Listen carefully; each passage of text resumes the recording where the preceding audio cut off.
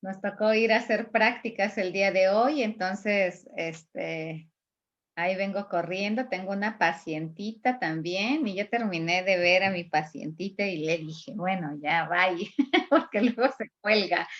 Luego se cuelga. Yo soy de las de terapia prolongada. Hay un libro que se llama así, terapia prolongada, y yo digo, ay, mira, ese se acopla bien a mí porque cuando empiezo a dar terapia y veo que está como en la parte de mayor, como que no los puedo cortar, ¿no? Como que sientes que, ¿cómo lo vas a dejar ahí con la angustia?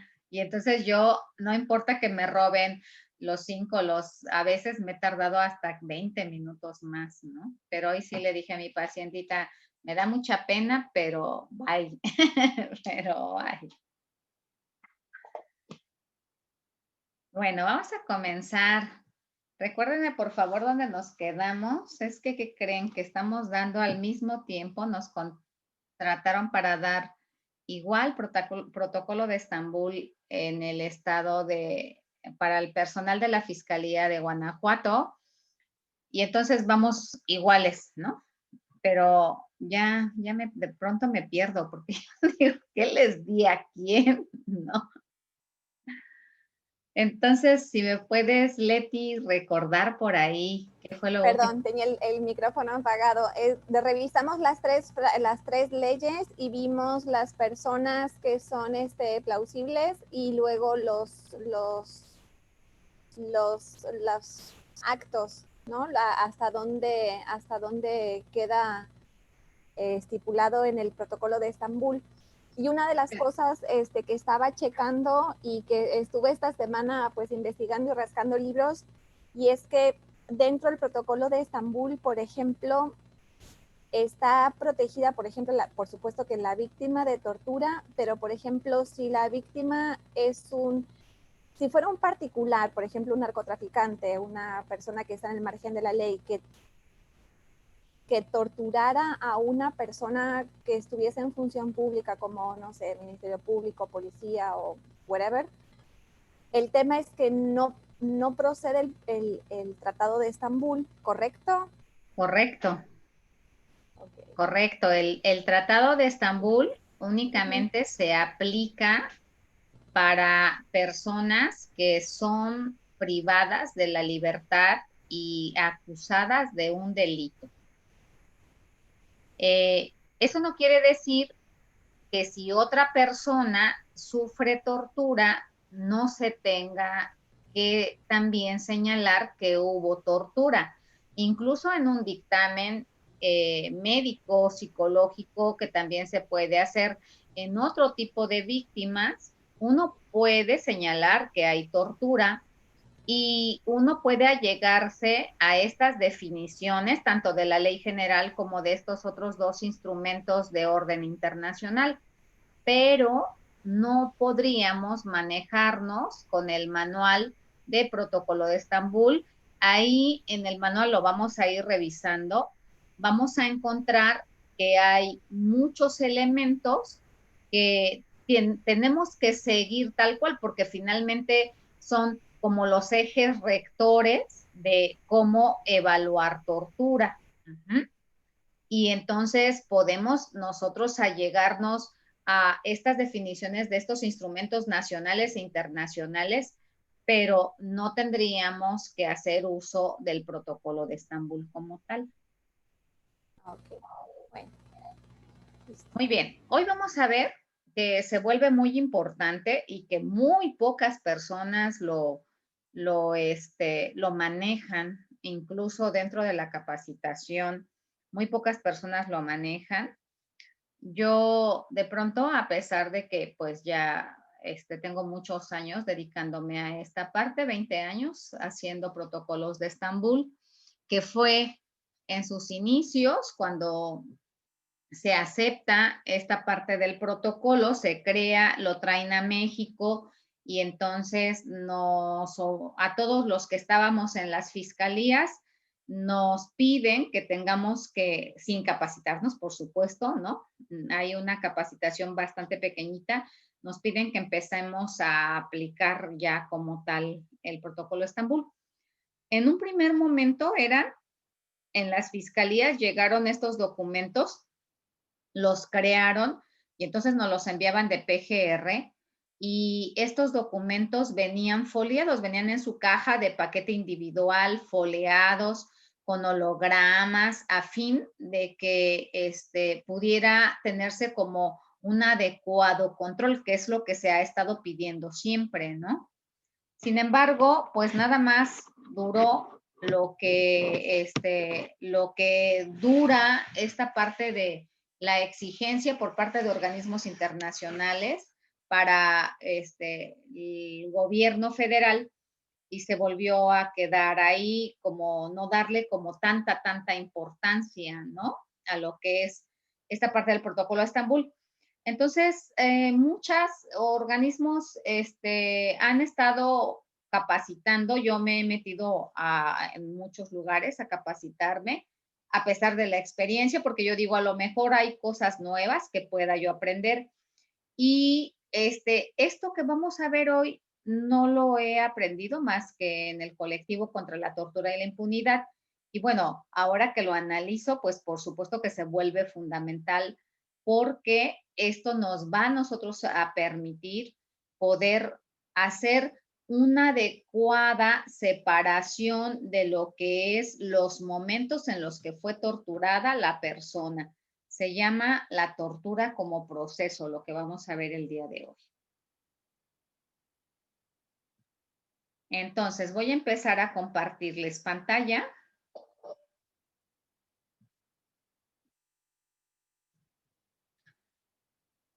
Para que podamos nosotros hacer esta parte de la tortura como proceso. Y también vamos a dejar por ahí una tareita. O si nos da tiempo, la haremos aquí. Les voy a mandar un caso y entonces en ese caso que les envíe podremos hacer pues esta parte de lo que sería la tortura y el proceso de tortura como tal.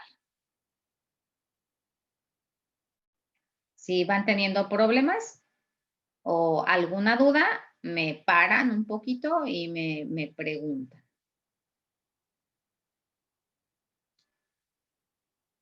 Les decía que en clases pasadas les decía que la verdad es que de pronto los que solicitan que se les haga una prueba para poder determinar que existió tortura en el momento de detención, la utilizan con la finalidad de poder comprobar que se violentaron sus derechos en el proceso de detención. Es lo que ellos buscan.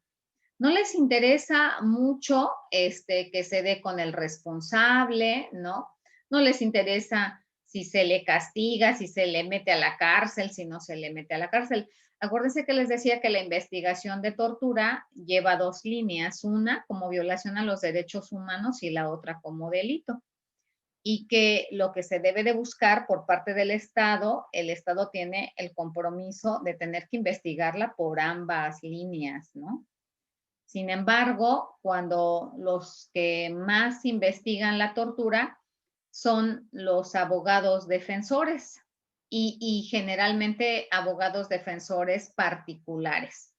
Los abogados defensores de oficio, pues no lo hacen, ¿no? Ahorita estamos capacitando a los abogados defensores de oficio del gobierno del estado de Guanajuato y ellos, y a todos tenemos una plantilla de más de 120 abogados y entonces nos dicen que nunca han iniciado un protocolo de Estambul y entonces esa parte es como bastante preocupante porque muchos de los detenidos pues no tienen dinero para poder pagar un abogado particular y entonces estos abogados son los que tienen mayor cercanía con ellos desde el momento en que los detienen, desde el momento en que los detienen y nunca han iniciado un protocolo de Estambul.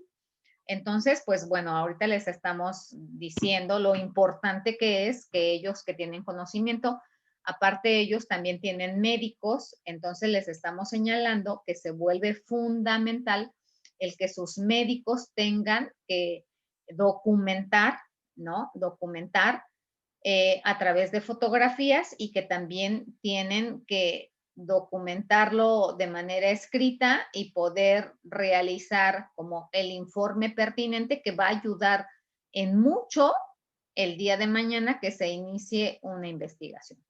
Y también les estamos diciendo que, bueno, que también es importante que ellos tengan que iniciar estas investigaciones. Eso tendría que ser parte de lo que es el trabajo, de lo que ellos tendrían que estar realizando. Entonces, esta parte de nosotros de abarcar la tortura como proceso se vuelve importante porque vamos a encontrar que durante este proceso de tortura o estos actos de tortura, pues evidentemente va a haber muchos momentos y también vamos a encontrar que en algunas de las ocasiones va a haber también diferentes agentes que son los que van a estarlos torturando. Y entonces, cuando se investiga la tortura como delito, el poder hacer una descripción de los hechos a través de un proceso va a ayudar y va a ayudar mucho. Ahorita vamos a ver una ejemplificación de esta parte. ¿Cuál sería la diferencia entre lo que sería un acto y lo que sería un proceso, ¿no? Cuando hablamos de proceso, pues diríamos que son como muchos actos juntos. Y el acto, pues obviamente diríamos que es una acción, ¿no? Una acción que realiza una persona y que se agota en el momento en que se termina de realizar, ¿no? O sea, es una acción, es una actividad, es algo que se realiza y una vez que ya lo terminaste de realizar, ya se queda ahí. En cambio, en la parte del proceso no. En la parte del proceso hay una serie como de cadena en donde va un acto y luego otro acto y luego otro acto y luego otro acto, de tal manera que se van a dar una serie de actos que van a ir llevando a todo este proceso que va a estar sufriendo el sujeto que está siendo torturado. Y entonces hemos aprendido, los que nos dedicamos a esta parte de evaluar la tortura, que las personas que son torturadas no son torturadas como en un solo acto, son torturadas en una serie de actos. Desde el momento en que lo detienen hasta el momento, ¿no? Que lo liberan. Y entonces eso se vuelve importante el tener que hablar de esta tortura como proceso y también finalmente tortura como acto, pues, ¿no? De las diferentes definiciones de tortura se considera a esta como un acto puntual. Por ejemplo, se entenderá el término de tortura como todo acto, y así lo dice las definiciones que habíamos estado analizando, ¿no? Todo acto por el cual se inflinja intencionalmente a una persona dolores o sufrimientos graves, ya sean físicos o mentales. Pero cuando nosotros decimos todo acto, no se queda ahí nada más, ¿no?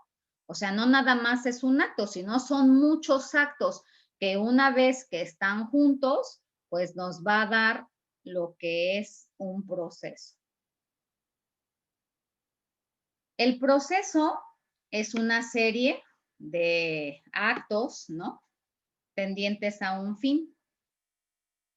El proceso es un conjunto de acciones, de operaciones, de actividades que se requieren de todas ellas con la finalidad de poder, ¿no? De que se dé como toda la acción completa. El proceso lleva muchos actos en sí que esos actos, una vez que se van concatenando y entrelazando todos, va a dar como consecuencia lo que sería esta parte del fenómeno que está viviendo el sobreviviente y que entonces tenemos que hablar de la parte de lo que sería la tortura.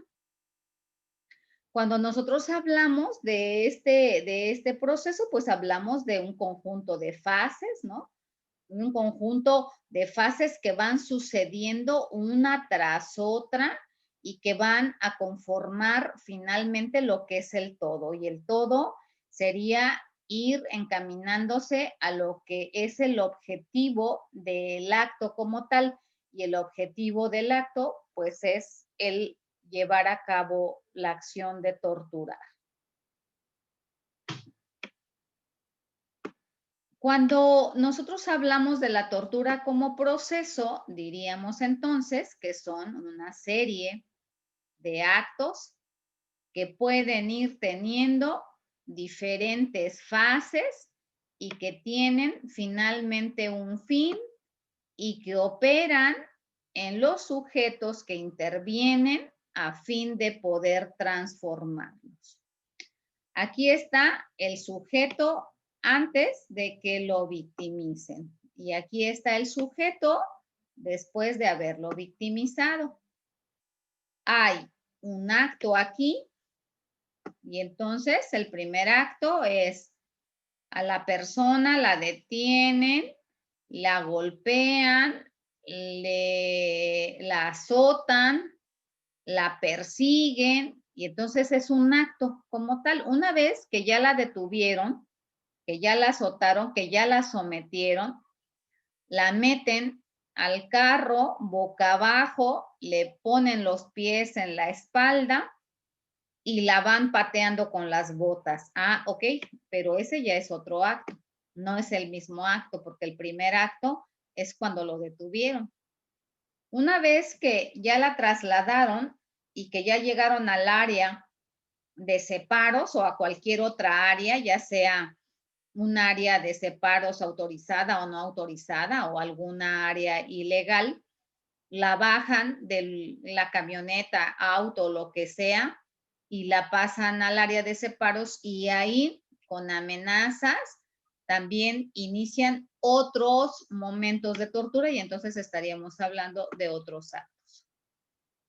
Y entonces cuando nosotros llegamos a lo que sería esta parte de la post-victimización, pues sí hablaríamos que se van dando una serie de actos que van a permitir que se llegue a esta situación que va a irse llevando a lo que sería la post-victimización. ¿La tortura entonces es solo un acto o es una situación estructurada? Nos preguntamos. Y entonces cuando decimos que la tortura, ya en su definición que ya analizamos también, ¿no? Se deja ver que su palabra es todo un procedimiento, no es un acto, la tortura es un procedimiento. Y en la actualidad se propone entender a la tortura como un proceso dinámico. ¿A qué nos referimos a esta parte del proceso dinámico? La tortura, cuando hablamos de un proceso dinámico, hablamos que va a tener, va a ser diferente siempre en cada momento y con cada una de las víctimas. Va a tener esa parte de movimiento, ¿no? No, de pronto, cuando nosotros nos toca hacer una evaluación de tortura, no podemos decir, aun cuando pudieran ser los mismos métodos que se apliquen, no podemos decir que a Juan lo torturaron igual que a Pablo y que a Pablo lo torturaron igual que a Pedro, aunque sean los mismos agentes aprensores.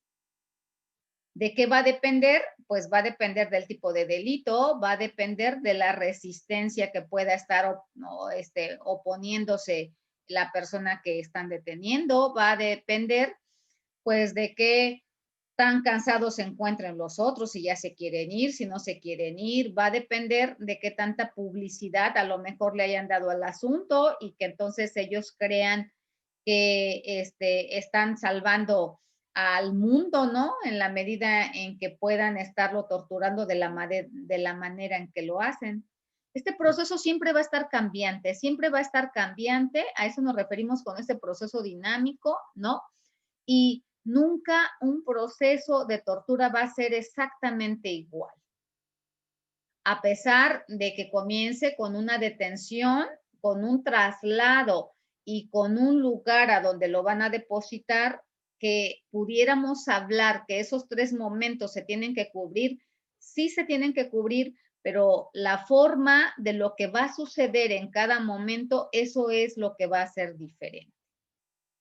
Sin duda alguna, pues la tortura va a iniciar con esta parte de lo que sería la detención y se va a ir incorporando a través de una serie de hechos traumáticos, ¿no? Porque desde el momento en que la persona es detenida, pues viene consigo lo que serían estos hechos traumáticos. Y entonces, en todo este proceso de detención y después de todos los procesos traumáticos que la víctima pueda vivir, también van a terminar, va a tener un final y ese final puede ser diferente en cada caso. Algunos finales terminan con la libertad de la víctima porque no encontraron elementos suficientes para poder procesarla o termina con la muerte de la víctima, ¿no? Y es cuando se les pasa la mano. Y cuando se les pasa la mano, pues, ¿qué es lo que sigue? Pues viene la parte de la desaparición, ¿no? Porque pues si ya la mataron, ahora lo que sigue es poder desaparecerla. ¿Y desaparecerla en dónde? Pues en donde puedan, en donde sea. Finalmente, las fosas que están ahí clandestinas en donde se entierran a las personas, no nada más son fosas en donde tenemos gente de la delincuencia organizada que creó esas fosas y los fueron allá a depositar. Muchas de esas fosas también son creadas por personas del propio gobierno que se encargan de desaparecer a otras cuando les cuando son personas incómodas o personas que consideran que están atentando contra su gobierno.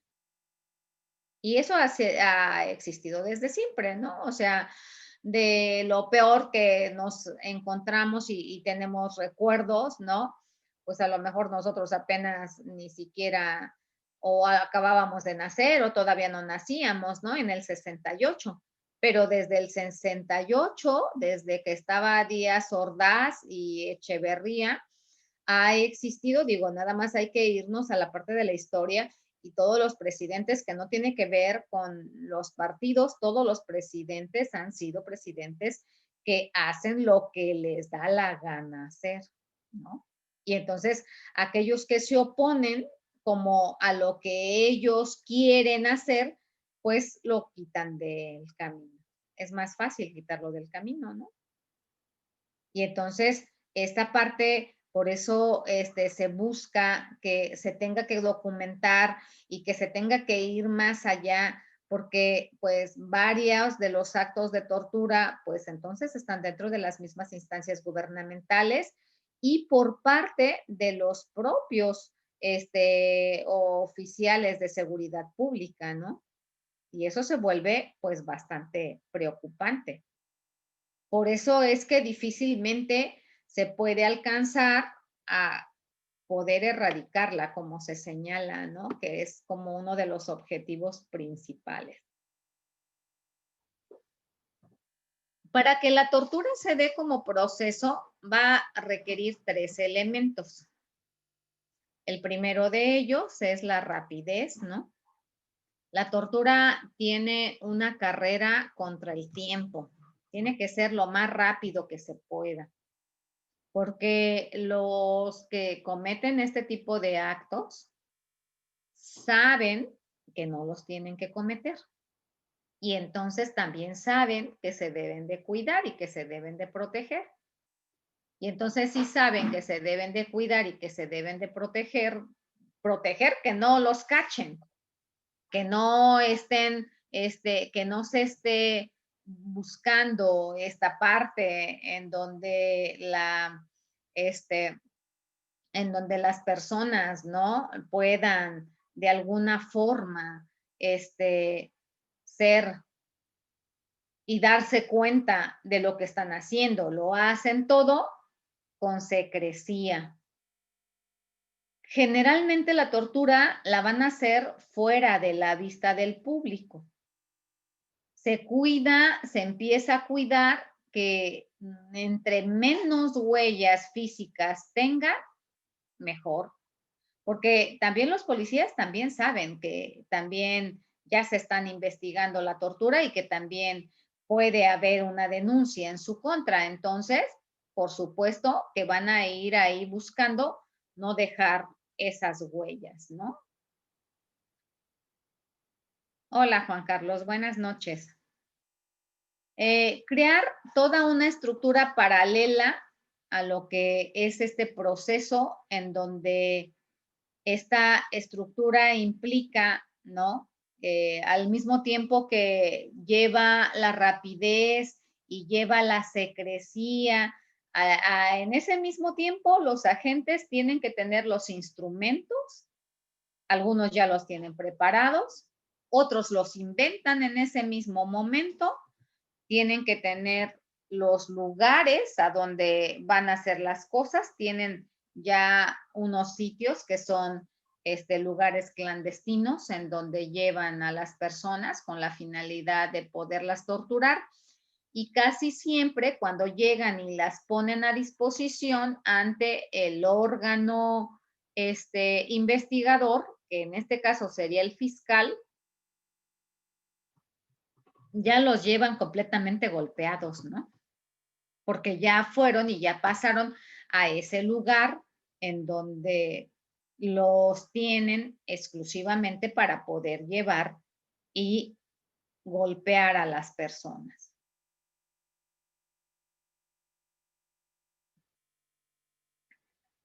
La ruta de la tortura o sistema de la tortura, dice este autor, que implica que esta práctica tenga que ser abordada como un proceso en donde todo ese proceso que tiene que enfrentar la víctima, ese proceso engloba una serie de violaciones de los derechos humanos en todo momento, en todo momento. El Estado que practica la tortura establece instituciones que conciben y desarrollan métodos para su implementación, desde la parte del aprendizaje, la formación, el entrenamiento de los torturadores, ¿no? Y la creación, así como el acondicionamiento de espacios para que pueda llevarse a cabo. De esto, de lo que está sucediendo, claro que todos saben. Por supuesto que cuando lo hacen en lugares clandestinos que se supone que las autoridades no saben, por supuesto que el agente investigador sabe de ello, ¿no? Saben de la existencia de estos lugares.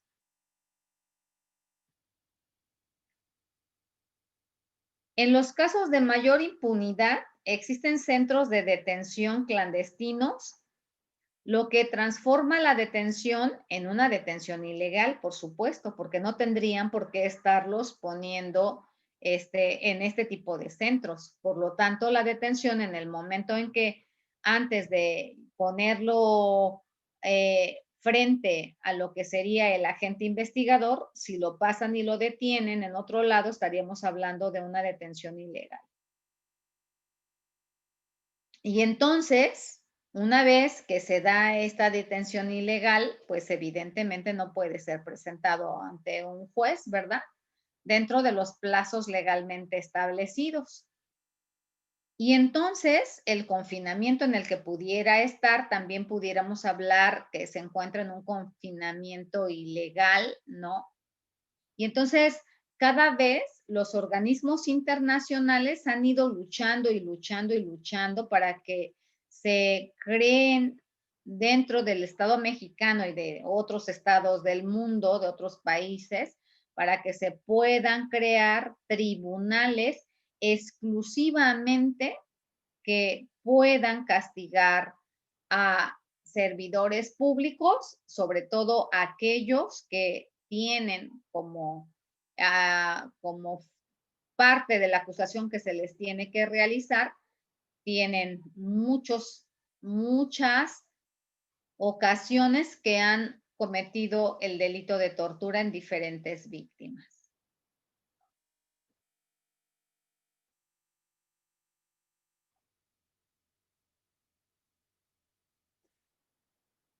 Aquellos que se rehúsan a poder cooperar, una vez que se les detiene, pudiéramos decir que pueden ser entregados de manera secreta a algunos otros agentes asociados, quienes se van a encargar de continuar con el proceso de tortura que viene sucediendo.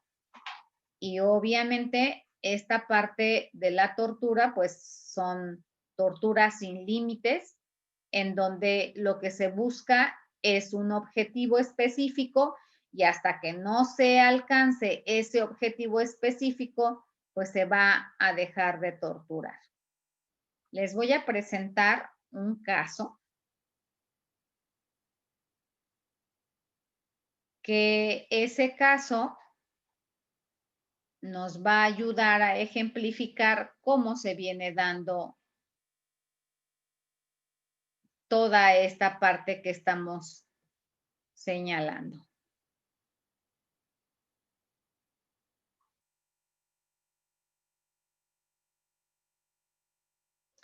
Ahí voy.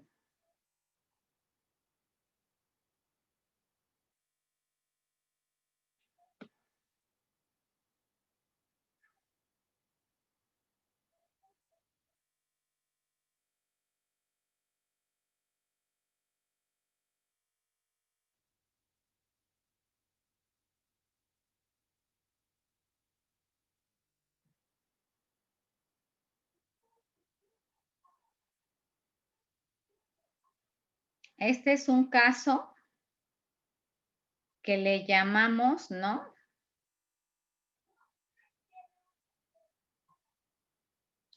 Le llamamos caso Tula, porque la persona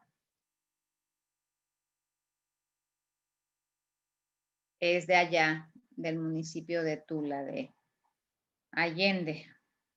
Muy bien. Vean cómo se va dando este proceso.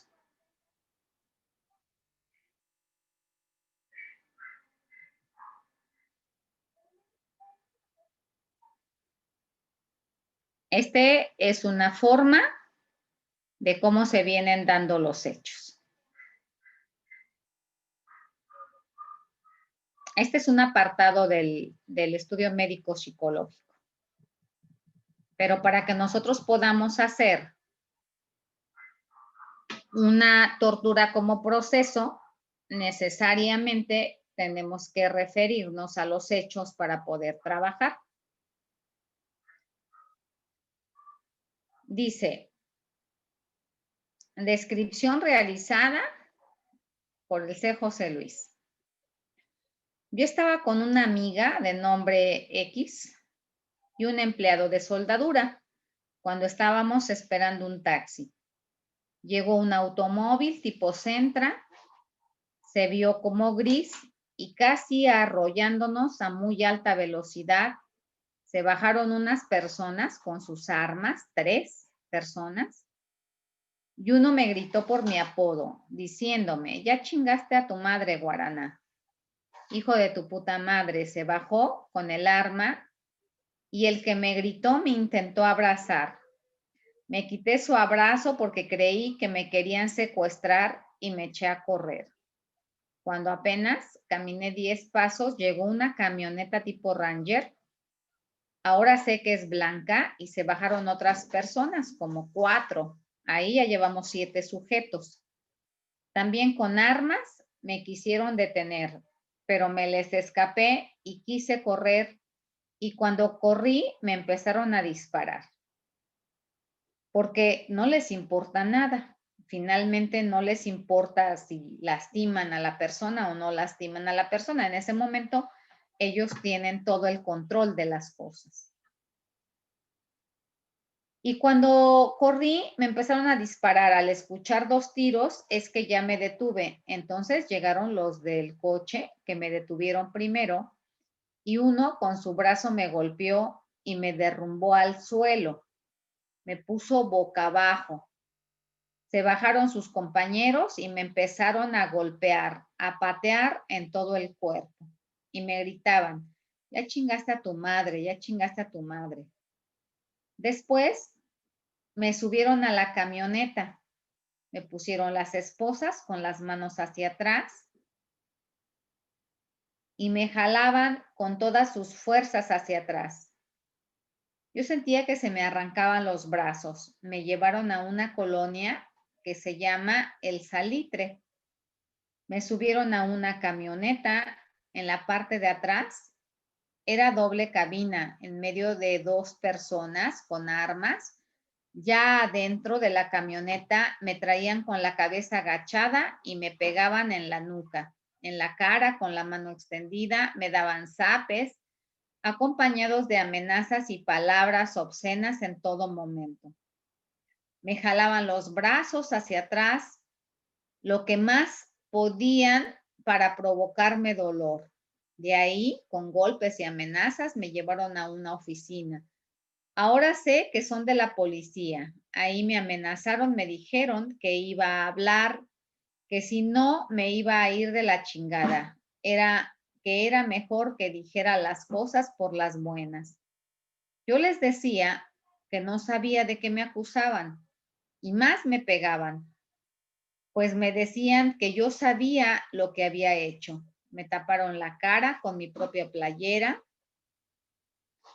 me bajaron de la camioneta, me metieron a sus oficinas, había como 8 o 9 personas y todos me daban golpes con la mano abierta. Después me desnudaron, me pusieron con la cabeza agachada y mirando al piso por varias horas. Después me tiraron al piso boca arriba, me vendaron los tobillos hasta las rodillas, también me vendaron los brazos hacia atrás. Y en los ojos me pusieron unas gasas y después me los vendaron. Ya vendado, me pusieron de rodillas y me pusieron una bolsa plástica en la cabeza. Yo seguía desnudo. Y cuando estaba de rodillas, me seguían golpeando. Y entonces me caía varias veces porque no tenía equilibrio por los pies vendados y las manos y la cara vendada, y cuando eso sucedía me levantaban y me pegaban más fuerte. Ya hincado, me pusieron una bolsa plástica en la cabeza, no podía respirar. Cuando me sentía desmayar, me la quité unos segundos, pero después me la volvían a poner y me decían, ya habla, hijo de tu puta madre. Habla, pinche perro, te vamos a matar. Al fin, nadie sabe que estás aquí. Me decían, ya sabemos que vives por el río y que tienes una hermana, ¿a poco no? Y cuando yo podía hablar, solo decía, sí, sí, sí. Eso fue muchas veces. No escuchaba lo que decían ya. En mi desesperación por no poder respirar, mordí la bolsa. Y entonces se enojaron y me aventaron al suelo boca arriba y con sus rodillas se me dejaban caer en el estómago.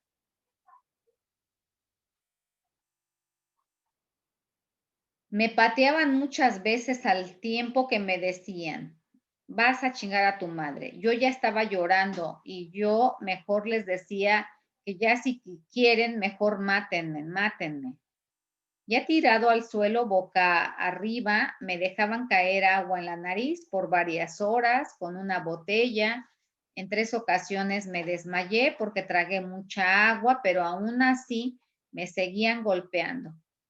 Me pegaban en los oídos para aturdirme. Después escuché una máquina de toques y pensé que ya me iban a dar toques. Y uno me empezó a dar toques en mis piernas y en mis testículos. También me amenazaban diciéndome que lo que me estaban haciendo se lo iban a hacer a mis hermanos y me empezaron a describir cómo eran ellos físicamente. y en qué escuelas asistían, a fin de que yo firmara ya. Yo les dije que sí les iba a decir lo que quisieran y decidí que ya iba a decir lo que ellos quisieran. Como tres veces les decía, ya voy a hablar, ya voy a hablar. Y es cuando me dejaron un rato, pero no sabía qué decirles y entonces me seguían amenazando. Ya ves, hijo de tu puta madre, no te hagas pendejo. Me dijeron que una señora ya me había identificado. Tú mataste al señor. Como a las 3 de la mañana me subieron a las oficinas y uno me estaba escribiendo mi declaración. Yo solo decía que estaba bien, que yo iba a aceptar, porque no dejaban de pegarme. Después, cuando me encontraba con el Ministerio Público y los policías que me estaban pegando, me decían, ya di lo que hiciste. Querían que yo aceptara.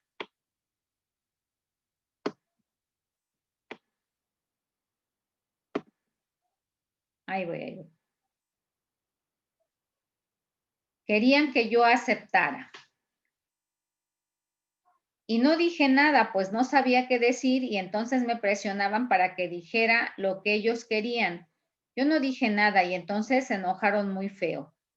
Y yo le decía al Ministerio Público, no deje que me bajen, no deje que me bajen, me van a golpear, pero él no pudo hacer nada. Y volvieron a bajarme por las escaleras a puros golpes hasta el lugar donde me tenían. Y después me amarraron a una litera y siguieron amenazando y diciendo que me iba a llevar, que me iban a llevar a Pachuca y que me siguieron golpeando y me decían, sí vas a decir la verdad, sí vas a decir algo. Yo ya no aguantaba y decía que sí, que sí. Entonces después, hasta donde estaba, llegaron los abogados y el Ministerio Público y me decían, ya declara mejor, si no te va a ir peor. Yo les dije, sí, sí, ya voy a declarar y lo hice porque ellos ya me habían dicho lo que tenía que decir. Me dijeron a quién yo había matado, con qué lo había matado y hasta una cadena que me había robado. Así que hice lo que me pidieron que yo hiciera aceptando algo que yo no había realizado. Estas son las formas de tortura que se vienen presentando en diferentes momentos y si ustedes se pueden dar cuenta, hay muchos elementos que se presentan y que nos hablan, ¿no? Que fue sucediendo todos estos actos en momentos diferentes que involucran a personas diferentes. No sé si alguna de ustedes quiere hacer algún comentario con respecto a estas formas de tortura que se ejercen en la actualidad. Esta es una de tantas, de un caso que se dio en el bueno, en el estado más bien, en el estado de Hidalgo. ¿Qué opinan de esta parte, chicas?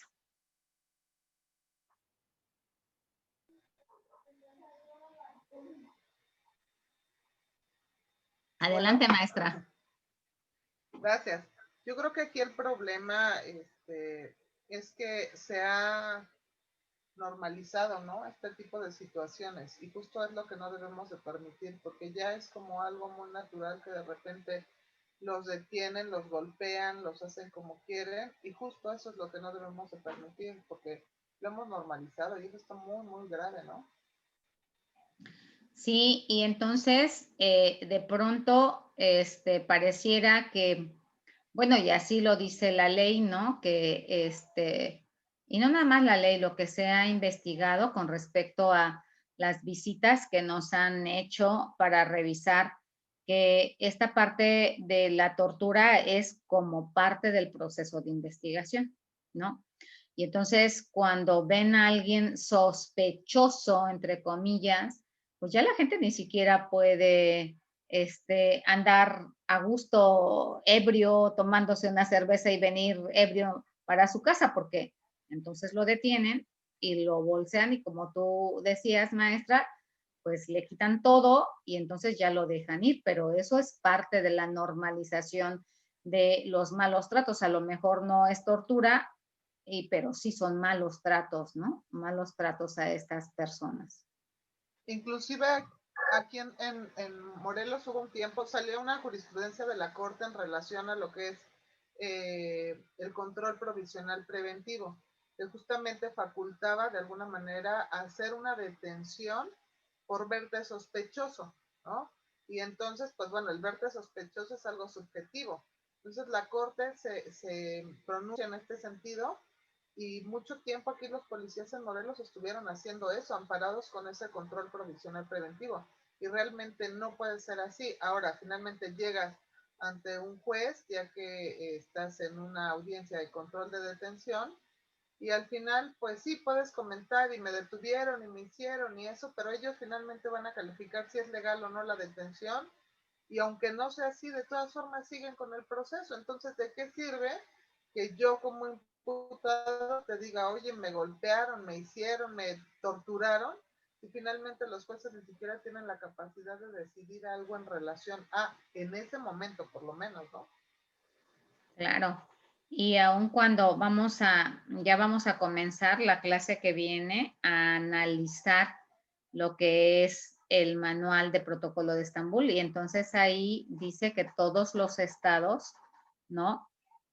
Bueno, los organismos internacionales señalan e instan a todos los estados a que todo aquel que conozca de tortura tiene que solicitar que se haga una investigación. Y entonces, si el propio imputado en ese momento que es víctima está en esa parte del juez, ¿no? Y señalando, es que me golpearon y el otro ni siquiera lo pela, pues entonces estamos hablando también ahí de una falta de responsabilidad, ¿no? De una falta de responsabilidad, cayendo también ellos en omisión, claro. De hecho el protocolo de Estambul dice que toda persona que conozca de un acto de tortura está en la obligación de denunciar, ¿no? Y eso también incluso pues también está en la ley. Y perdón que me meta en esto, pero yo creo que uno de los grandes problemas que tenemos, como decía Perla, es lo común que se han vuelto estos actos que ya no parecen raros cuando realmente no deberían de existir. Y yo una de las cosas que por lo que tanto bogo aquí es por la impunidad. Creo que si no hubiese impunidad se pararía, pero con la impunidad y con la vuelta a la ley que le encuentran, pues de todas formas quedan cubiertos y de todas formas no pasa nada y si de todas formas el juez no puede hacer nada, entonces pues tampoco, si no hay castigo, lamentablemente a veces con el castigo se aprende, ¿no? Y si no hay castigo, entonces lo puedo hacer porque de todas formas no tiene consecuencia en los actos que hago. Yo creo que la impunidad es uno de los grandes problemas que tenemos en este momento. Sí, no hay una regulación, ¿no? Una regulación. Adelante, maestra Jimena. Hola, buenas noches. Sí, respecto a lo que comenta Leti, de que vemos las cuestiones que está sucediendo tortura, que a lo mejor ya lo normalizamos, o en algún momento nosotros estamos pensando que sí parece tortura, pero justamente la falta de capacitación en todos los operadores del sistema es lo que hace que no puedan iniciar una investigación de tortura, porque ni siquiera saben cómo se debe de iniciar. Digo, pensando en los operadores jurídicos, ¿no? Entonces, creo que es lo más difícil de iniciar. Aparte, les da como nervios, como miedo, el pensar que se va a iniciar todo un proceso para denunciar tortura. Sobre todo porque en la mayoría de las fiscalías, tanto los fiscales como defensores de oficio, ministeriales, somos personas que nos conocemos y que, sobre todo en estados pequeños, ¿no? Y que seguramente hemos convivido en diferentes momentos y pues sabemos que a quienes están, o de quien pensamos que está cometiendo tortura, pues resulta que es un compañero, ¿no? Entonces como que se hace muy difícil, insisto, sobre todo por la falta de capacitación de los operadores. Así es, Por eso, de maestra. hecho, la maestra Antonieta una de las veces decía que esto con el tiempo va a tener que separarse la fiscalía del resto porque no puede un organismo ser juez y parte y juzgarse a sí mismo, ¿no? Este, pues es verdad lo que dice Jimena, Sería el tarde o ideal. temprano, tarde o temprano te terminas cruzando con las gentes, con las personas en los mismos pasillos y los que están de un lado terminan estando del otro, pero tiene que haber un organismo que diga, bueno, soy independiente y juzgo las cosas tal cual como deben de ser sin cobrar favores ni deberle nada a nadie, ¿no? Sí, por eso ya están solicitando como parte de lo que también se está solicitando por estos organismos internacionales es que se tengan que crear fiscalías independientes. Se supone que cada estado debería de tener ya su propia fiscalía especializada para en contra de servidores públicos. Por lo menos en la Ciudad de México, ya hay una fiscalía en contra de servidores públicos y en donde, pues ahí se juzga precisamente a los servidores públicos que han cometido tortura. Sin embargo, sí, claro, Mireya, puedes prender tu micrófono y opinar aunque no tengas tu cámara ahorita Hola, buenas disponible. noches. Hola. Me surgen varias dudas desde la clase pasada y ahorita escuchando esta clase. Yo trabajo para el Poder Judicial del Estado de México Sí, y ahorita que escuchaba yo la participación de Leti y de Jimena, en este sentido de que sí, efectivamente, cuando uno sabe de un hecho de tortura, uno tendría que denunciarlo. Y a mí me surge esta situación donde digo, a mí los jueces me piden valorar por tortura. Cuando yo digo, bueno, ellos tendrían que darle parte a la fiscalía, entiendo yo, ¿no? Para que se investigara por esta vía y no así es. ser el juez quien estuviera investigando. Entonces, yo digo, para el Poder Judicial, a nosotros nos piden y yo digo, bueno, es que creo que al juez no le corresponde investigar ese delito, porque es un delito federal, entiendo yo, ¿no? Entonces, esta parte, esa sería una. Y la otra es, ¿qué pasa? Y creo que te lo compartía en un chat, este, cuando un juez, ¿no? Y me surgía por la duda por la clase pasada en donde se hablaba de toda esta situación de aunque no haya secuelas, ¿no? O indicios a nivel psicológico, no significa que no haya habido tortura. Entonces yo digo, bueno, yo como perito, pues el protocolo me establece que yo tengo que ver si hay una relación entre esta situación emocional o un estrés derivado de la tortura. Y ¿qué pasa cuando un juez, por ejemplo, actúa un perito y dice, no, no hay indicadores? Sin embargo, aunque no hay indicadores, pues decimos, pues tendría que investigarse, ¿no?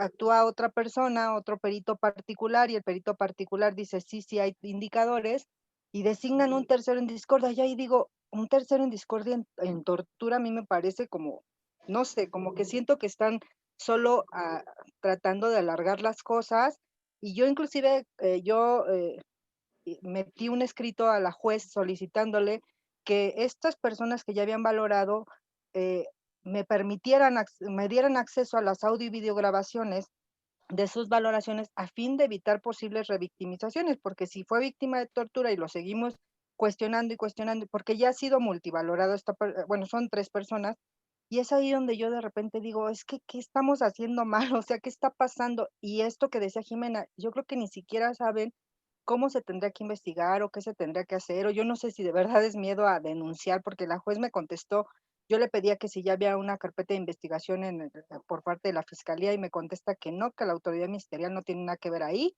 y que yo valore, ¿no? O sea, así casi casi me dijo, tú haz lo que te estoy diciendo, ¿no? Y entonces yo digo, ¿qué pasa ahí en esos casos? O sea, ¿qué puedo hacer yo como perito? Porque también yo puedo, ante derechos humanos, yo sí he sabido de casos, no específicamente de tortura, pero sí de casos de niños, por ejemplo, que han sido abusados sexualmente y que han sido multivalorados y que uno como perito, uno sí puede decir, oye, pues ya no, o sea, porque finalmente lo estamos revictimizando. Entonces, a mí sí me surge como esa situación, de verdad, yo sí me conflictó mucho en esa parte, porque digo, ¿qué hacemos? O sea, como peritos oficiales tenemos que hacer lo que nos pidan los jueces, pero de repente yo digo, entonces, ¿dónde están nuestras facultades también como profesionales, ¿no? Ajá, como especialistas, mire ya. Fíjate que es bien importante lo que está señalando porque cuando uno, bueno, y así dicen los derechos, ¿no? De los niños, niñas y adolescentes y de también llegándonos a lo que sería la Ley General de Víctimas, en el momento en que nosotros estamos evaluando a una persona por tortura, no estamos evaluando a un imputado, nosotros estamos evaluando a una víctima. Y entonces estamos evaluando a una víctima y esa víctima no puede ser revictimizada.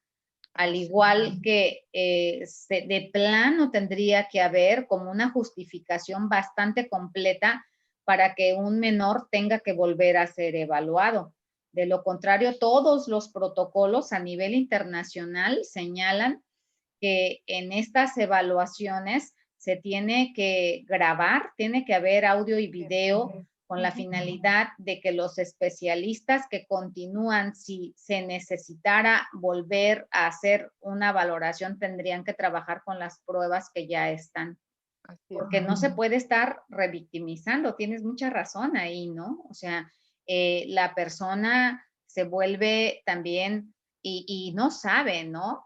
Porque la ley y también el protocolo homologado para la investigación de tortura señalan que se le tiene que dar la misma veracidad al el tipo de dictamen que sea, ya sea oficial o ya sea particular, y que entonces se tiene que trabajar con esa prueba que hay. O sea, no se le puede estar una vez y otra vez y otra vez, porque entonces ahí me da la impresión que lo que se está buscando es que salga para que les favorezca, ¿no? Pero para que le favorezca a quién. Nosotros tenemos que buscar que le favorezca la justicia, no que le favorezca al Ministerio Público, al juez o a la víctima, ¿no? Nosotros ahí tendríamos que cumplir con nuestra responsabilidad profesional y parte de la responsabilidad profesional implica que cuando nosotros conocemos de tortura o de algún delito que recae en una niña, niño o adolescente, pues sí se tendría que dar parte a la autoridad correspondiente. Pero de pronto nos falta ser un poco más empáticos, ¿no? Como que decimos, ay, pues eso no me corresponde, o yo para qué lo voy a hacer, para qué me voy a meter en problemas, ¿no? Y entonces, pues nos quedamos nada más ahí como a la mitad, ¿no? Entonces, seguramente el juez te lo está pidiendo y te lo debe de estar pidiendo porque lo que se argumenta es una violación de derechos humanos. Entonces, cuando tú le dices, oiga, pero ya hay una carpeta de investigación y te dice, no, no hay una carpeta de investigación, es porque no están investigando la tortura como un delito. Tendría que iniciarse una carpeta para poder investigar la tortura como delito, pero en ese momento seguramente el imputado que está siendo víctima también al mismo tiempo se está quejando del inadecuado proceso y de esta violación de sus derechos humanos, y es lo que el juez quiere que les ayudes a valorar. Pero cuando nosotros hablamos de tortura, hablamos de una investigación bastante completa. El dictamen médico psicológico que debe de ir en conjunto, acompañado de un fotógrafo, si no, no tendría validez, porque si no, viene otro problema. A lo mejor tú no encuentras cosas psicológicas, pero sí hay cosas físicas que sería muy poco probable, muy poco probable. Casi siempre cuando hay elementos físicos, hay elementos psicológicos. Pero supongamos que no encuentras y que sí encuentra el médico, encuentra elementos físicos y nosotros no encontramos psicológicos. Entonces, imagínate lo que representa para un sobreviviente de tortura tenerte que narrar a ti, al de la fiscalía, al particular, y si se les ocurre ir separados, pues entonces no se va a aventar solamente 3 narraciones, se va a aventar 6 narraciones, y eso para nosotros como profesionistas nos habla del poco conocimiento y de la poca ética profesional que tenemos al realizar o al prestarnos para realizar ese tipo de estudios de esa manera. Sí, el detalle aquí es, por ejemplo, te digo, ya están valorados, ya fueron valorados por médicos, inclusive del Poder Judicial, por médicos particulares, y aún así la juez, o sea, dice, no, pues tú eres el tercero en discordia y tienes que valorar y lo que tú me digas, ¿no? Y entonces yo es ahí donde digo, yo no puedo, o sea, hablando de violación de derechos justamente, no puedo yo estar revictimizando y no puedo ser eh, em, sujeta a una queja por esa situación. Pues depende de si se queje la víctima. Yo creo que sí, podrías también estar Sí, sujeta a una queja, porque sí estaríamos hablando de revictimización. Incluso la ley dice que si el sobreviviente de tortura no quiere que lo evalúen, ajá, él está en su derecho en donde no se le puede evaluar. Y eso no quiere decir que el hecho de que diga no quiero que me evalúen, que pensar, bueno, pues entonces ni lo torturaron, ¿cómo? O sea, ¿cómo él va a decidir quién quiere que lo evalúe? ¿No? Y no, a veces ellos no quieren que los evalúen porque saben también muchas veces que la parte de las personas que vienen de la propia dependencia, por supuesto que los van a sacar negativos, por supuesto que los van a sacar negativos.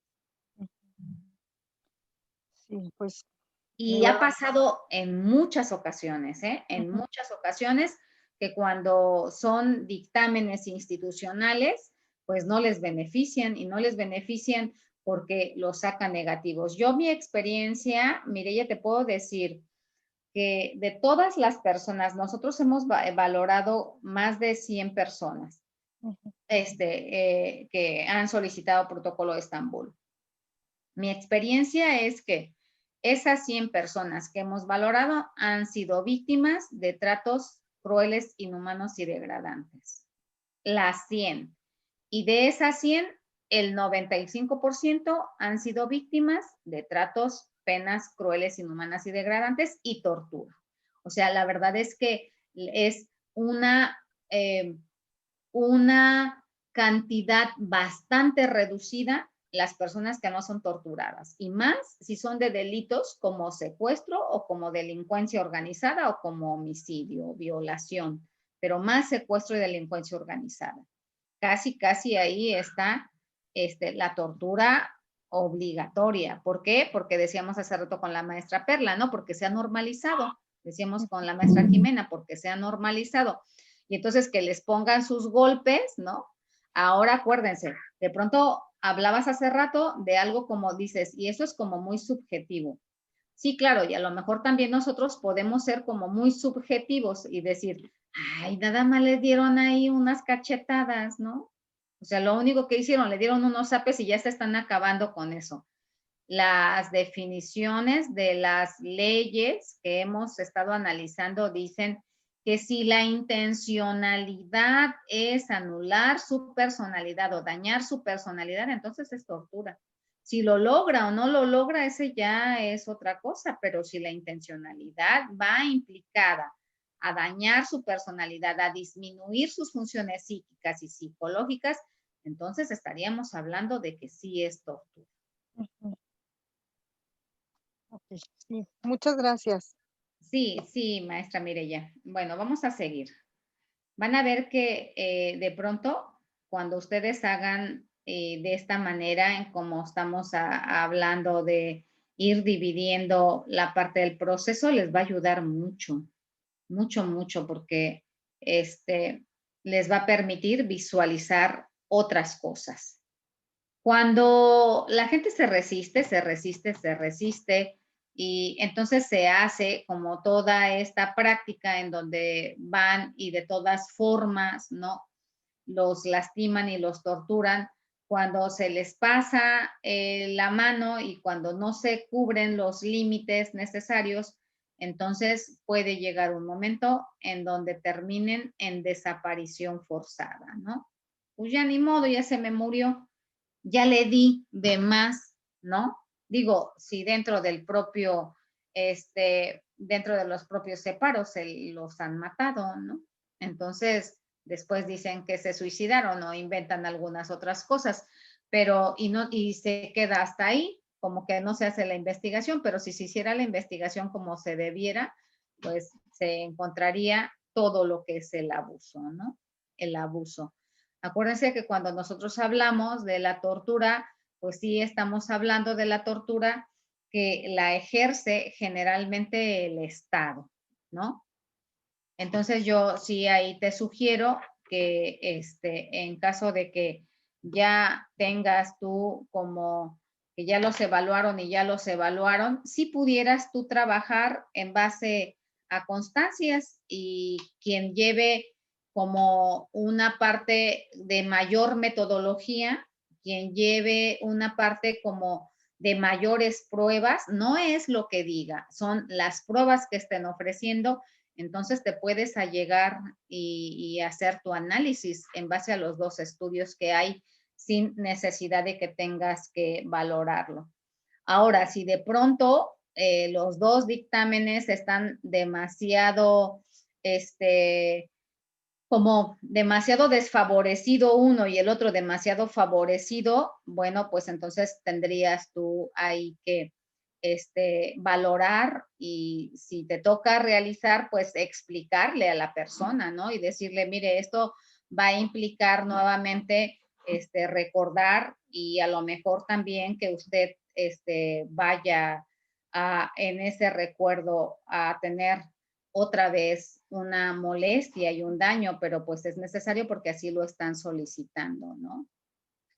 Y entonces aquí se me hace también como bien absurdo porque la juez con la calidad que tiene, pues tendría, ¿no? Que ella poder decidir sin necesidad de tener que volver a valorar. ¿Cómo vas a decidir del dictamen? No importa si es oficial o si es particular. El dictamen se va a valorar en base a el sustento metodológico y las pruebas que estés anexando. Eso es lo que tiene validez, no lo que se diga y no la calidad de perito que eres. Esa parte tendría que ella poder determinarla, pero pues no lo están haciendo de esa manera, ¿no? ¿Cuáles son las fases del proceso de tortura? Todos estos autores proponen, ¿no?, que en los casos de tortura existen fases muy definidas y que cada una de las fases lleva objetivos también específicos. La primera de ellas es la detención. La segunda de ellas es el quebrantamiento. La tercera es la aplicación de los métodos de tortura. La cuarta es el desenlace que va implicando estos métodos de tortura. Y la quinta sería el reinicio otra vez de la tortura o en el caso de que lo dejen salir y que posteriormente le puedan iniciar otro proceso que es como muy común. Acuérdense que si ya no tienen como muchos elementos, también es muy dado por parte de los fiscales, lo dejan salir y al ratito le fabrican otro delito y entonces le dan la libertad de un delito y todavía ni siquiera sale cuando ya le están notificando otro delito, ¿no? Y entonces ahí hablaríamos como de un reinicio. Vamos a ir hablando de cada una de estas fases. Primera fase. Déjenme abrir un poco aquí la ventana. Primera fase. Puede estar esta primera fase precedida por un periodo de amenazas y vejaciones de diversa índole. ¿Qué le pasaba en el caso que les pasé? ¿Qué le decían, no? Desde el momento en donde lo detienen, pues, o sea, lo detienen, él dice, pues yo me saco como mucho de onda y me saco de onda porque no sé qué es lo que me va a pasar. Yo pienso que me quieren secuestrar y entonces me echo a correr, pero entonces me disparan, ¿no? Me disparan y entonces es cuando yo ya me detengo, ¿no? Y entonces, ¿cómo llegan y cómo lo amenazan? Generalmente esta parte de las amenazas son como muy propias a través de groserías, todo el léxico que podamos nosotros pensar que puede existir, ese se aplica precisamente cuando los están deteniendo, ¿no? Y entonces están estas amenazas y también esta parte de las vejaciones, ¿no? que se dirigen las amenazas a lo que sería su integridad física, a su integridad de ellos, a la integridad de los familiares, decía el chico, ¿no? Decía, y entonces me empezaron a describir a mis hermanos y me dijeron en qué escuela iban. Y entonces es la amenaza hacia tu propia persona, pero también podemos tener nosotros a poder ampliar la agresión y esta agresión también se puede encaminar hacia tu familia, ¿no? En esta primera fase de detención están las vejaciones, pueden incluir su exclusión de instituciones públicas, ¿no? O de centros de trabajo. Pueden ser realizadas en la calle. La fase de detención se da en todos lados. En algunas ocasiones se da en la calle, casi siempre, cuando se da una detención, va a ser totalmente caótico. Se da en la calle, se da en la casa de la persona, lo pueden ir a sacar de su trabajo. Me ha tocado que están y los bajan de los taxis o los bajan de las combis o están durmiendo y se meten a las 3 de la mañana a su casa y los paran a todos, ¿no?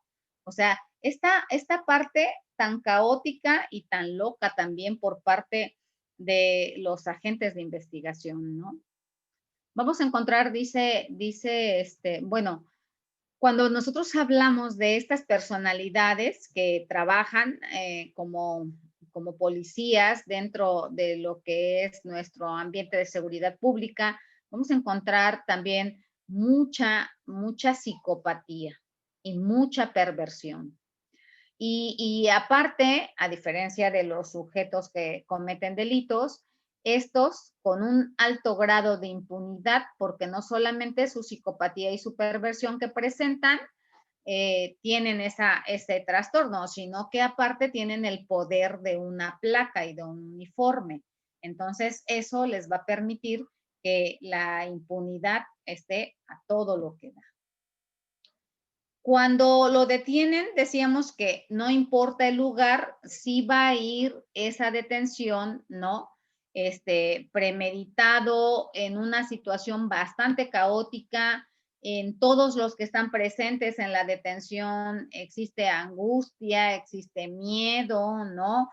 Existe incertidumbre, todo se hace con gritos, con violencia, con mucho ruido, con mucho sacarte de onda porque no sabes ni qué es lo que está pasando, no logras como entender qué es lo que está sucediendo.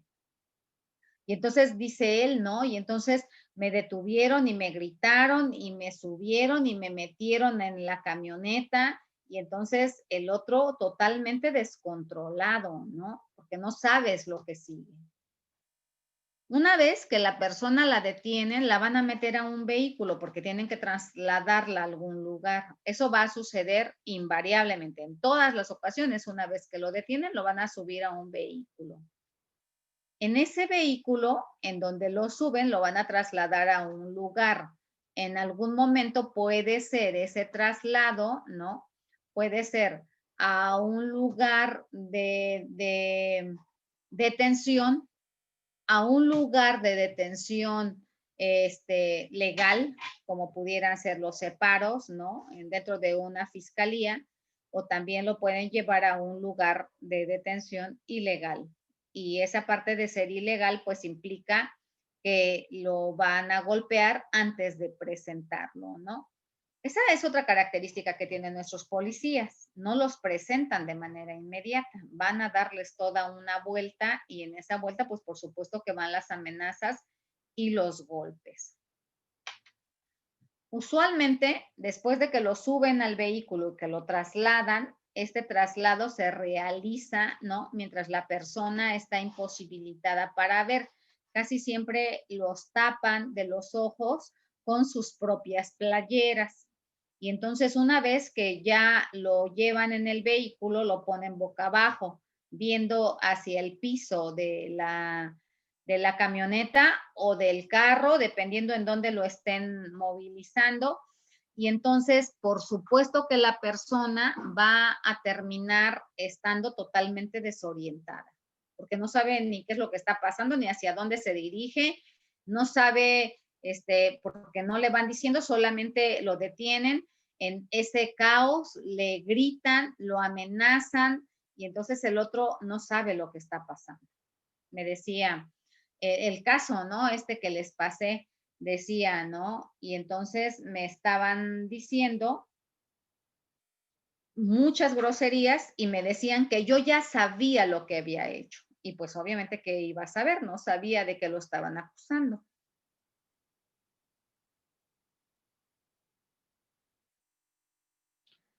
Tenemos una segunda fase, y en la segunda fase se llama fase de quebrantamiento. Es como se dice en el argot coloquial dentro de la seguridad pública, es como para irlos doblegando, como para irlos amansando, ¿no? Como para irlos haciendo cada vez con menos resistencias, cada vez con mayor posibilidad de aceptar todo lo que les estén imputando, todo. En esta fase de quebrantamiento, ¿no? O también llamada fase de ablandamiento, la víctima, lo que se va a buscar por parte de los torturadores va a ser poder agotarla de tal manera que la víctima diga, ya lo que tú digas está bien. Está en esta fase de ablandamiento, empiezan a quitar toda la resistencia que la víctima pudiera estar presentando en este primer momento, ¿no? A lo mejor se saca de onda cuando la detienen, a lo mejor no sabe qué es lo que está pasando, pero no va a terminar aceptando todavía que sí es culpable de algo que la estén acusando cuando no está siendo culpable. Ya para esta fase, que es esta fase de quebrantamiento, la probabilidad de que él termine aceptando lo que le están diciendo está bastante presente. En esta fase de ablandamiento, pues obviamente buscar el agotamiento absoluto mediante la aplicación de métodos inespecíficos. También empiezan a recibir golpes. En esta fase se restringe la alimentación, no se les permite tener acceso a servicios sanitarios, ¿no? De pronto, algunas víctimas que nos vamos a encontrar nos van a decir que si no se les permitió, terminaron orinándose en la ropa, no se les permite dormir, los levantan a cada rato, les gritan. Los torturadores buscan humillar a sus víctimas, lo van convirtiendo en nada lo van convirtiendo. Y entonces aquí es en donde aplica esta definición de lo que eran la ley general y los instrumentos internacionales que decíamos, ¿no? Cuando hablamos de la definición en donde se dice que lo que se busca es precisamente anular totalmente a la víctima. Y aquí en la fase del ablandamiento es lo que se pretende. Es lo que se pretende a partir de lo que están realizando con la víctima. Lo que se busca a través de estas amenazas y a través de estos golpes en esta segunda fase es generar en el sobreviviente de tortura una sensación de profundo desamparo, una sensación de muchas emociones encontradas, ¿no? Algunas de ellas con mucha exasperación, no saber qué hacer, no saber hacia dónde dirigirse, ¿no? O evidentemente la persona en este momento, ya los torturadores van buscando encontrar como los puntos débiles que le permitan a la persona poder doblegarse y decir, ya, lo que tú digas está bien, eso está bien. Y entonces todo lo que viene después, pues la persona ya ni siquiera va a oponer ninguna resistencia. Viene un tercer momento. El tercer momento es la fase de aplicación de los métodos de tortura. En el numeral 144 y 145 del Manual de Protocolo de Estambul trae una serie de métodos de tortura que son como los más comunes que se llevan a cabo cuando se aplica precisamente este acto de tortura. Estos métodos tan específicos o tan selectivos los van a aplicar y vamos a encontrar que en cada uno de los estados es diferente la forma en la que torturan. Pero todos los métodos que realizan tienen un objetivo. Y el objetivo es precisamente el poder, ¿no? El poder convertir a la persona en nada para que la persona termine aceptando todo lo que le pidan que tenga que decir que sí. Hacia allá se van a ir encaminando estos métodos. Cuando nosotros hablamos de esta tercera fase, la persona que la va a realizar no siempre es la misma. Hay ocasiones que participan algunas personas dentro de su detención y a lo mejor hasta cierto grado dentro de lo que sería parte de la fase de ablandamiento, pero en muchas ocasiones, porque las personas están detenidas por más de 24 horas, en muchas ocasiones les toca cambiar de turno y entonces a otras personas serán las que se estén encargando de ejecutar estos métodos de tortura. Para eso se vuelve importante lo que es el proceso, porque entonces podemos decir, bueno, y entonces cuando lo golpearon y lo lastimaron y lo detuvieron, que también lo torturaron, eran 4 sujetos. Pero una vez que ya lo llevaron y lo depositaron y estuvo en tal lugar, había otros 3 u otros 4. Y entonces ahí, ¿no? Estaríamos hablando de la aplicación de métodos de tortura, pero en personajes que participaron diferente. Eso se va a volver muy importante porque si se hace lo que es una denuncia, denunciando la tortura como delito, nos ayudaría a poder ejemplificar toda esta parte de quiénes son los que participan dentro de la tortura ejercida en su persona. En esta fase de los métodos de tortura, se pretende poner en juego todo lo que pueda dar resultados positivos para los torturadores. ¿Qué quieren ellos? Bueno, ellos quieren una confesión, ellos quieren que se autoculpen los sujetos, ¿no? Y también en algunas ocasiones pudiéramos hablar que lo pueden estar manejando como un simple castigo, ¿no? Se busca generar que el torturado, ¿no? Presente sentimientos de indefensión extrema y obviamente también se le presente miedo a ser destruido. También estaríamos hablando que esta parte de los métodos no siempre van a ser los mismos en los mismos personajes, ni van a ser los mismos durante todo el proceso que dure la aplicación de los métodos de tortura. Esta se va a desarrollar en sesiones.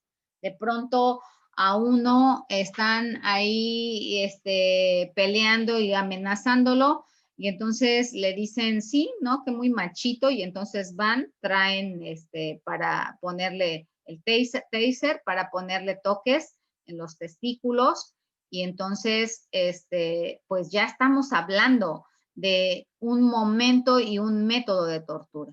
Y de pronto ve que eso no le funcionó y entonces lo que va a buscar es aplicar algún otro método. De pronto, no funcionó lo del taser, entonces hay que aplicar los golpes, ¿no? El amarrarle la cara, el echarle agua en la nariz y entonces van a ir experimentando con estos métodos con la única finalidad, ¿no? De poder ya con esto concluir y el sujeto tendría que estar aceptando pues aceptando todo que él sí es responsable, aun cuando no sea responsable. Finalmente los métodos terminan diciendo al otro que sí, porque no le queda ninguna otra alternativa. No le queda ninguna otra alternativa. Vamos a ver más adelante todos los métodos. Vamos a ver este numeral 145 y este numeral 144, de tal manera que ustedes puedan conocer como todos estos métodos para cuando hablemos de los métodos de tortura. Se busca generar en el torturado un sentimiento de indefensión extrema y también un miedo a ser destruido. Por ello, la tortura se enfoca en los órganos corporales y los sistemas de significaciones más importantes. Se desarrolla en sesiones. Entre cada sesión se dan periodos de descanso, tanto para los torturadores como para el torturado. Estos periodos, evidentemente, confrontan a la víctima con él mismo, ¿no? Con respecto a sus emociones también, ¿no? Toda esta parte en donde van a dejar, una vez que ya lo torturaron, y va a llegar una persona bastante amable, muy comprensiva, y entonces le va a decir, oye, mira, qué mal estás, ¿quieres que hable a tu familia o quieres que podamos pedir que te lleven al médico? Como en esta parte de apariencia, como bastante amable, y entonces la persona torturada puede llegar a creer que esa persona, siendo tan amable, tan cercana, pues puede llegar a creer que es la única persona que puede confiar. ¿Por qué? Pues por el tipo de conducta que está teniendo para con él. Aquí es en donde ya finalmente se quiebran. En esta fase de la aplicación de los métodos de tortura es en donde la mayoría de las personas, cuando llegan a esta parte de los métodos de tortura, terminan aceptando todo lo que le digan, todo eso van a terminar ahí aceptándolo. Teresa me dice que si es el síndrome de Estocolmo. No, Tere, aquí terminan aceptándolo todo, no porque se enamoren o hagan como una justificación del torturador, que eso es cuando aplicaría lo del Estocolmo. Aquí, a todo dicen que sí, porque ya no tienen fuerzas para poder negarse a nada. Ya los golpearon, ya los humillaron, ya los violaron, ya tienen el cuerpo totalmente policontundido, ya lo devaluaron, ya todo lo que nosotros nos pudiéramos imaginar, ya todo está ahí.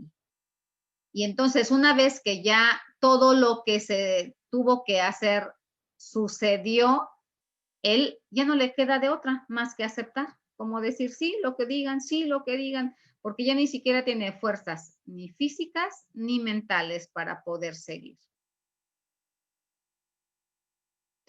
La cuarta fase es el desenlace.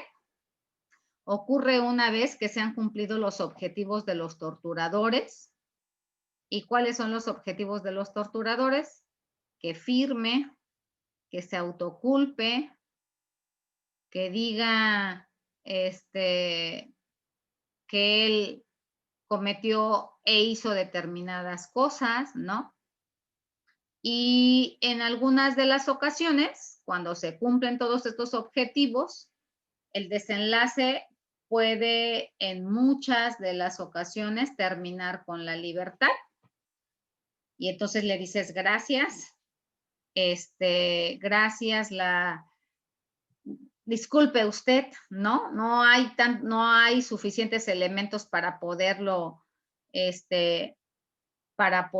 acusar, o en algunos otros momentos termina en la cárcel y entonces lo trasladan de ahí del Separos, lo trasladan a la cárcel y entonces allá también comienza otro proceso, ¿no? Otro proceso.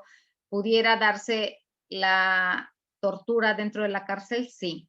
Nos ha tocado personas con doble tortura. Tortura afuera, antes de llevarlo a la cárcel y tortura cuando ya está dentro de la cárcel. También pudiera continuar y seguir lo que sería el exilio en caso de que se tengan que exiliar, o en algunos otros momentos la desaparición forzada, se les pasó la mano y pues obviamente lo mataron y entonces ahora hay que desaparecer, ¿no?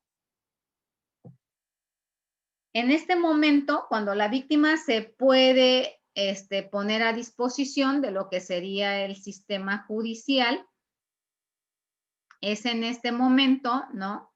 En donde se puede dejar de amenazar porque finalmente terminó estando ya en libertad. O cuando le das la libertad, puede ser bajo un cierto condicionamiento y amenazas para que pueda callarse una vez que ya salga en libertad. En este momento se vuelve un momento clave en este proceso de detección de lo que sería la parte de la tortura, y también se dice que en este momento se pueden recabar las pruebas con mayor fidelidad porque acaba de suceder y entonces estamos hablando de los primeros 48, las primeras 48 horas. Viene la fase de reinicio. Esta fase de reinicio tiene una posibilidad y la posibilidad es que el sobreviviente sea puesto en libertad o también que el sobreviviente pueda ser detenido de nuevo y que entonces se reinicie este proceso. Así quedaría más o menos lo que es el proceso de tortura. Viene la detención, después viene la fase de ablandamiento, quebrantamiento, después le vamos a aplicar todos los métodos de tortura y después tiene que el desenlace salir en libertad, quedarse e irse a la cárcel, poder exiliarlo o en el peor de los casos, desaparición forzada con él y finalmente muerte también. O en el caso de que salga y no lo acusen de un delito, pero sí de otro, pues entonces empieza la parte de lo que sería el reinicio. ¿Qué ventajas tiene que nosotros podamos abarcar y trabajar con la tortura como proceso? Bueno, una, permite identificar con mayor precisión los patrones regionales de tortura, porque no en todos los estados, déjenme decirles que torturan de la misma manera. Tampoco, ¿no? En todos los estados torturan de la misma manera, pero tampoco en todos los estados. En esta parte de la identificación, las personas que más torturan, pues tampoco son las mismas, ¿no? Entonces, estos patrones se vuelven importantes. También permite identificar los diferentes actores, decíamos hace rato. Yo les decía, ahí ya llevan 8, y entonces habría que ver estos diferentes actores, de qué manera finalmente no participan, y si se va a buscar denunciar la tortura como delito, entonces se tendrían que contemplar a todos los que participaron en este tipo de actos. Número 3, permite dar sentido a la relevancia de los métodos de tortura que tradicionalmente se han señalado. Número 4, otorga relevancia a actos que usualmente no se consideraban parte de los agentes responsables de tortura, ¿no? Como profesionales de la salud, abogados, defensores, y entonces ahí estaríamos hablando del papel que nos corresponde. Y bueno, el poder investigar la tortura como proceso también permite darnos cuenta de las afectaciones de las víctimas, ¿no?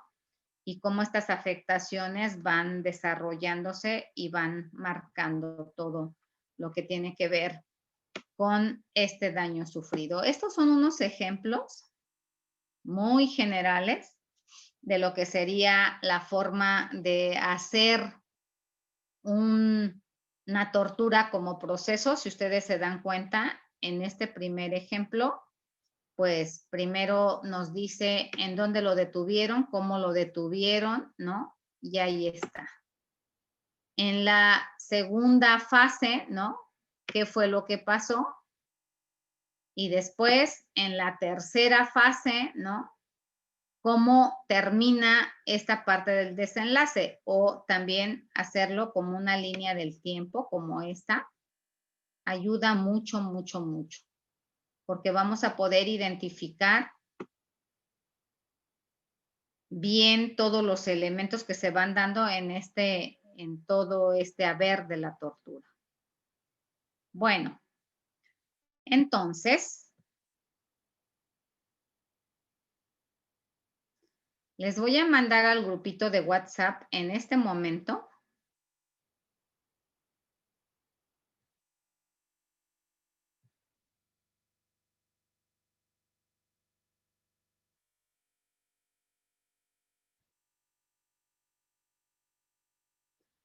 el caso que estábamos leyendo hace un momento. Lo voy a subir ahí.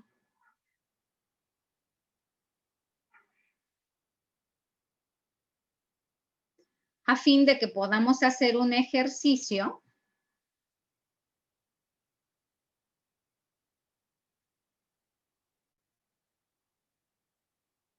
que nos permita, a través de este ejercicio, poder nosotros aterrizar los diferentes momentos.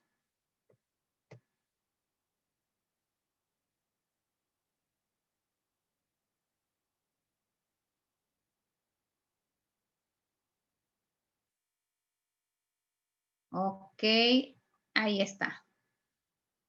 Entonces voy a pedirles que en su cuadernito o en su teléfono, algunos son como muy digitales si lo quieren hacer de manera digital, que me hagan una especie de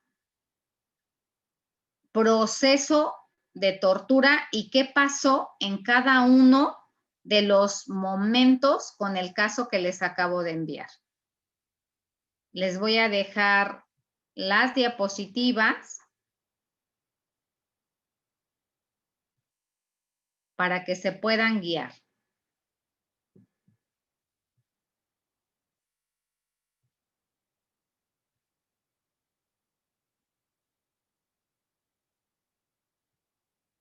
Ahí está.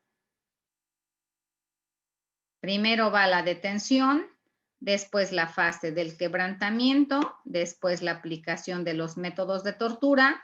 En el caso que les mandé, quiero que me digan qué le dijeron en el momento de que la detuvieron. Después, en qué momento se da la fase de quebrantamiento y después qué tipo de tortura o de método le aplican.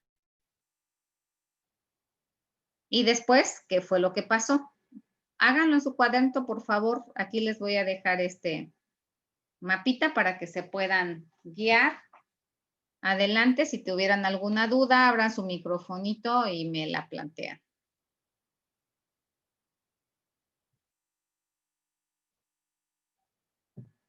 Una vez que ya lo terminen, me mandan una fotito para que yo pueda leerlo y revisárselos y registrárselos también.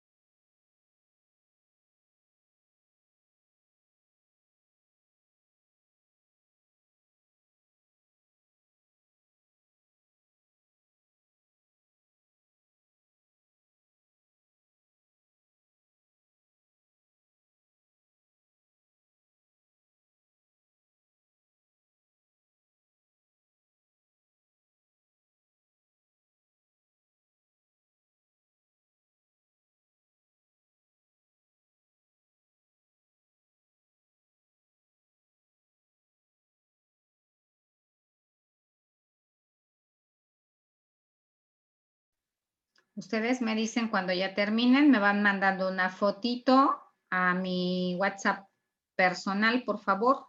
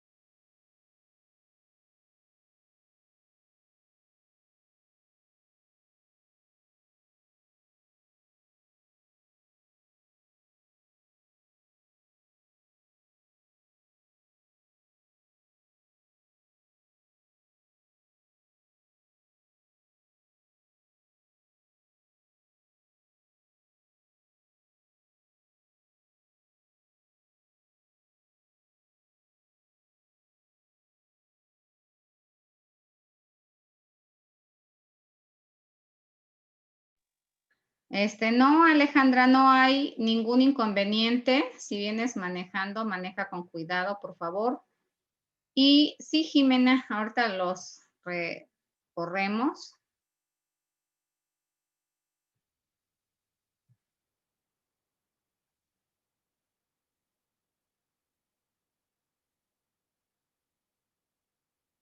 La primera fase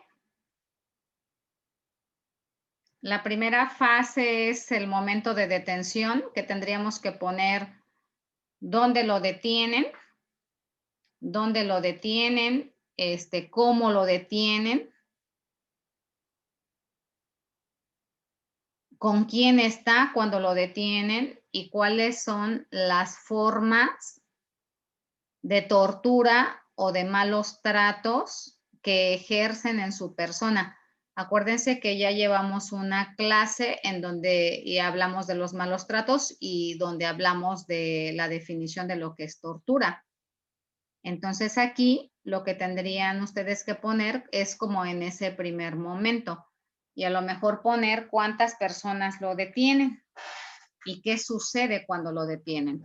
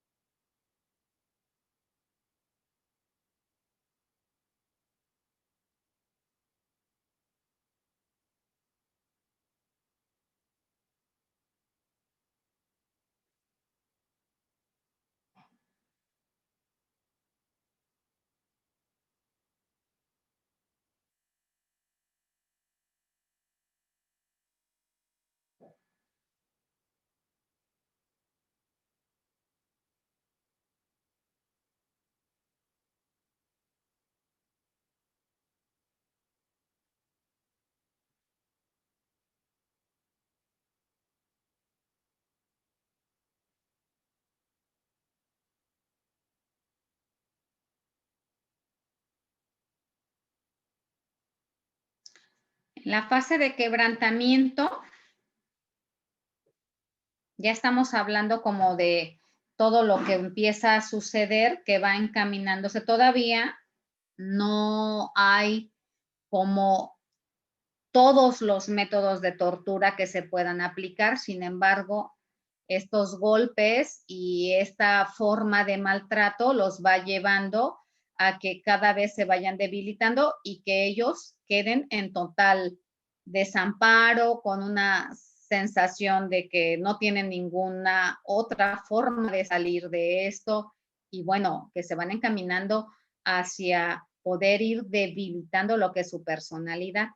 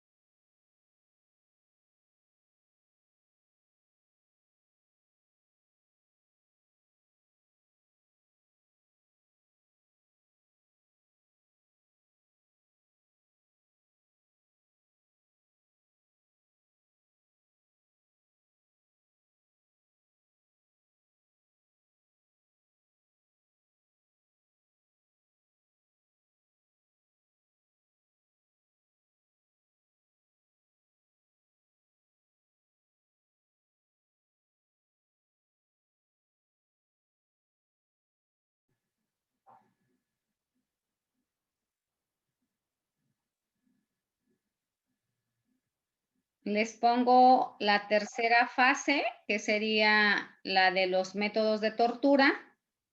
Ahí en el caso Tula, ustedes pónganme de qué forma lo torturaron. Ustedes vayan enumerando todo lo que le hicieron y después nosotros ya lo separamos si es tortura o si son tratos crueles, inhumanos o degradantes. Muy bien, Leti, ahorita te lo checo. Muy bien, Tere, también ahorita lo checo.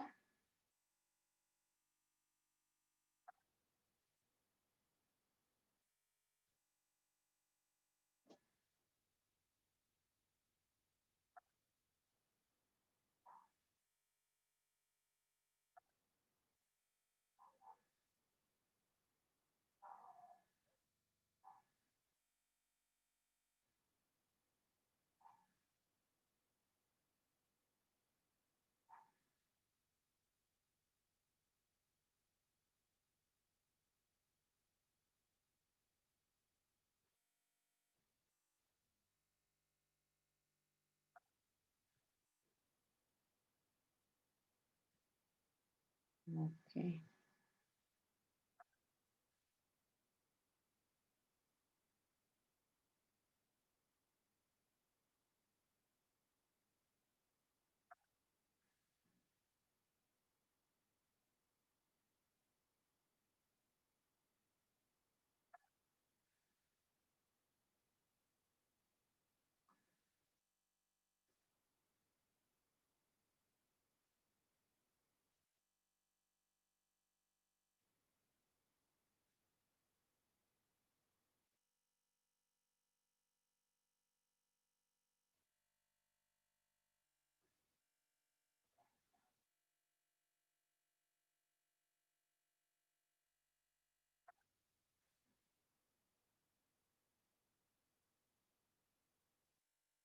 Ok.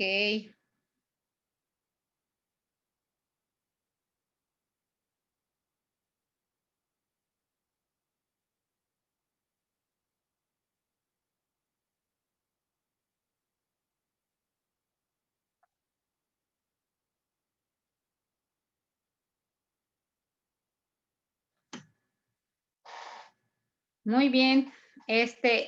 Ya me llegó el de la maestra Perla, el de la maestra Jimena, el de la maestra Leti.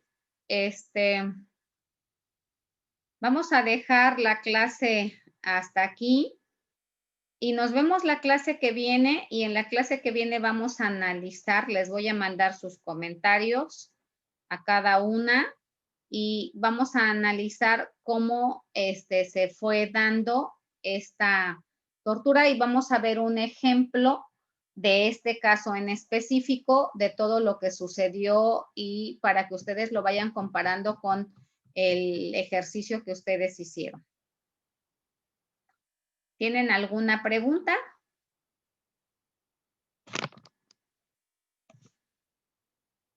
¿Algún comentario? No, si me nos pudiera, bueno, a mí me gustaría saber lo que le comenté el otro día, si pudiéramos saber dónde encontrar las sugerencias que hizo el relator de Naciones Unidas cuando estuvo aquí en el 2017.